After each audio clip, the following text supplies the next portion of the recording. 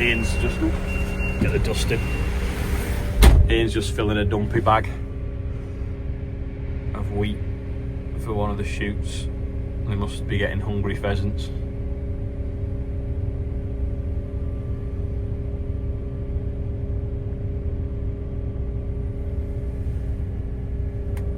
Remember the guy I met at Agritechnica? My farming journey. I think his name's Roland. He sent me some fridge magnets and combine. A Massey on that one and a cow on that one. Check him out. Let's see what farmers like in Latvia. Little bit of a working lunch while Ian's messing with some of the code. I'm going to try and get that map to be on the front page when you go and select your county, but we don't want to break it because there's so many people using it at the moment. I update a lot better.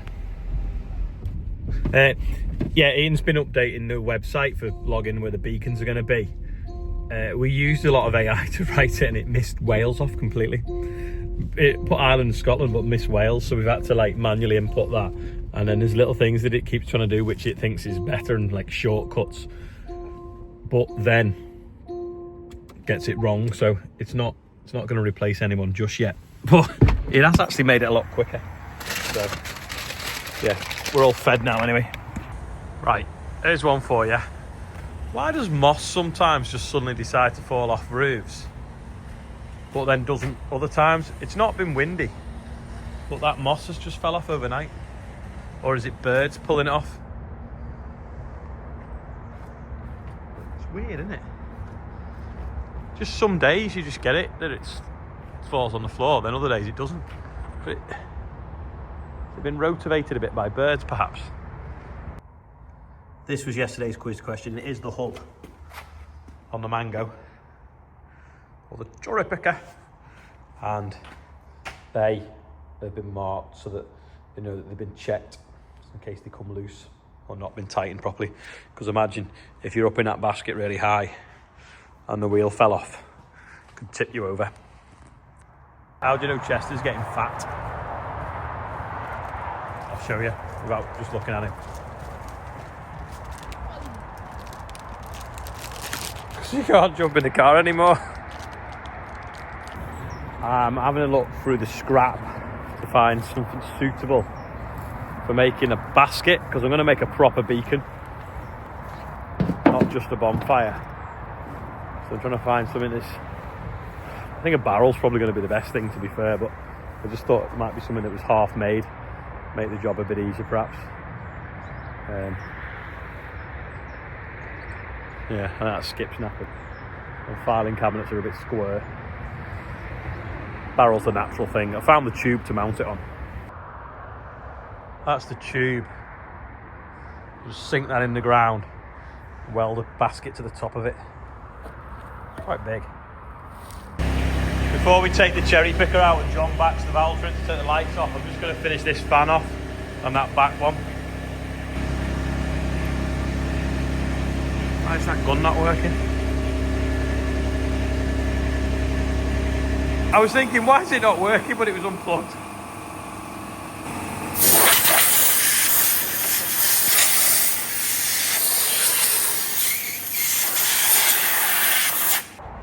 Just been on a Zoom with a couple of people, well, 5 or 6 people across the country, coming up with the next move after the beacons. Plenty going on. It's like it's going to be an amazing sunset. That's where the sun normally comes up. The sky's going a lovely colour. Got to do it. GB News thing now in a minute. It's got sunset there. And then I was trying to build my beacon, but I got distracted. So found the tube. I want to make it so it looks proper. We can use it again. So might have a route round for some steel or cut a dustbin up. Got some stage lighting because I think that'll make an amazing backdrop for doing the news. Yeah, a tripod and then them up there because the sunset behind was amazing. I'll see if I can get a recording of what I've just done. A farming fury is set to plough into the new year as a plot to block supermarkets is threatened over the government's inheritance tax raid. The coordinated action will reportedly block distribution centres across the country and could take place as soon as mid-January. Now, according to reports in The Telegraph, the action would increase incrementally but could result in a complete shutdown until the government sits down and negotiates. Well, for more on this, I'm delighted to say I now speak to the farmer and the protest organiser, Ollie Harrison. Ollie, magnificent to see you. I hope you had a great Christmas and have a prosperous and peaceful New Year. Meanwhile, no peace, it seems, for the Labour Party. You boys are digging in, and the prospect of food shortages now looms on the horizon. Tell us more. Yeah, so there's a group of farmers that are organising. I think they've got a Zoom meeting at 10 o'clock tonight to look at what they're going to do around the distribution centres. I know you said Tesco then. It's not Tesco, sorry. But I'm not directly involved with that. What we're doing at the moment is I've actually been building a beacon today. So, you know, the countryside's on fire. This is raging on, this conflict, shall we say. So I've been getting some steel together to make a beacon tomorrow, and we're going to have thousands of beacons burning across the countryside to symbolise that the heat is still on here and we are not going away. We've kind of given everyone the Christmas off, but there's so many more groups getting even angrier by the day that there is probably going to be some disruption within the next few weeks. And Ollie, this is the Farm Beacons. Countryside is on fire. This was put out, I believe, yesterday, and it's just shooting up in terms of the number of farmers who are building beacons. This is a joined-up network of farmers lighting fires in protest, but also as a beacon of hope. And I guess sending out a visceral message and a very visible message, Ollie Harrison, that you boys, you're in no mood to back down. No, we've got to keep the pressure on. Everything's at stake here. You know, we were busy for, should we say, 2 months leading up to Christmas. Then I've been doing some charity stuff with these tractors behind me for our local children's hospital just before Christmas. Tried to have a few days off, and then now, you know, we keep the pressure on, keep the heat on. Hence the fires and the beacons, which is what we're going to do. Because so much is at stake, and because our food is at stake. As a nation, you know, we simply just can't walk away from this and go, okay. It's just not an option for everyone out there. So we've got to remind them. I mean, I don't know whether Keir Chalmers is actually, I say that because of Judith Chalmers, is actually in the country tomorrow over New Year. But, you know, these beacons will be there burning bright. There's over 1,000 registered in the first 14 hours. We cobbled together a bit of a landing page to count where they're going to be and what county they're going to be in. And getting some tech that had worked with the demand was quite difficult because everyone was just trying to log on all at once. But we think we've got there now. A lad that works who's pretty good at coding, so we've been changing it all day to keep it standing up, really. And Ollie Harrison, we can see a picture there on screen. That's of farmers who registered their interest to light one of these bonfires. If any farmers are watching, if anybody wants to get involved, how do they get stuck in? There's a website, a Countryside on Fire, I think, .co.uk. I should remember because we did it ourselves, but something like that. I'll look at any of the socials, go on there, put your county in and register what you're doing. And if it's going to have a big fire, notify your local fire service as well. You know, we don't want to waste anyone's time with anything like that. And be sensible what you burn. You know, don't be burning stuff that's going to make loads of smoke. You know, we want these to be seen so I can see my neighbours one could be seen by his neighbours. So that's the whole point of beacons, really. Yeah, the last thing you want is Ed Miliband turning up saying you're making too much smoke, too much toxic clouds coming out of the countryside. But on a serious point, you and I have spoken before, Ollie, about back in 2000, the farmers formed the blockade then. That was about a fuel duty hike, teaming up with fuel depots, teaming up with distribution centres, and it did force food shortages, and it did force a U-turn into Tony Blair's government then, with popularity that this Labour government could only dream of, back to the notion of there being food shortages. Ollie, if that goes ahead, do you feel that the British public will go with you? Are they still going to be supportive of you?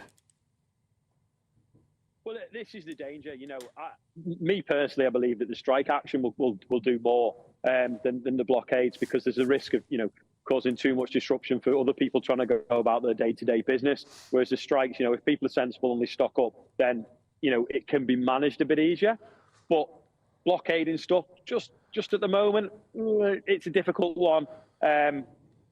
I'm just a bit worried that it could get out of hand very quickly and we lose the public support. And we don't want to do that. The public are our customers, they're our consumers. But there is certainly the tools and the kit in the armoury to be able to do that if was needed.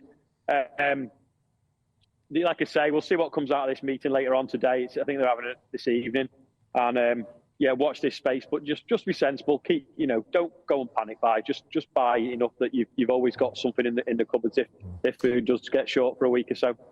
Okay, Ollie Harrison, thank you for joining us. There's a beautiful sunset behind you there, just outside Liverpool. Beautiful tractors behind you. Good luck with the bonfires, and we'll try to make sure we get GB News to do some coverage of that tomorrow, that joined-up series of Beacons of Hope. Thank you very much, Ollie Harrison. Always a pleasure to have your company, and a happy New Year to you. Now, look.